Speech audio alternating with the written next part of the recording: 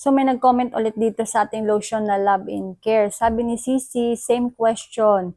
Di ba malagkit yung lotion? For me, Sisi, hindi siya malagkit kasi dry yung skin ko.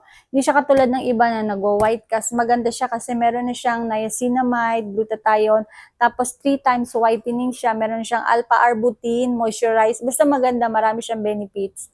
So ayun siya, maubos na yung isang bote ko. So buy one take one na nga po pala ito guys. Murang-mura lamang ito tapos mabango yung amoy niya. So pag in-apply ninyo ito after ninyong maligo o kaya after ninyong mag-wash sa gabi. So 2 beses ninyong gamitin yan sa mga part ng singit-singit o kaya naman dito sa mga siko natin.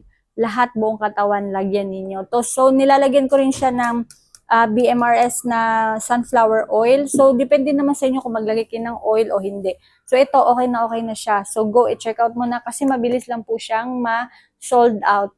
At mura lang kasi. So, go!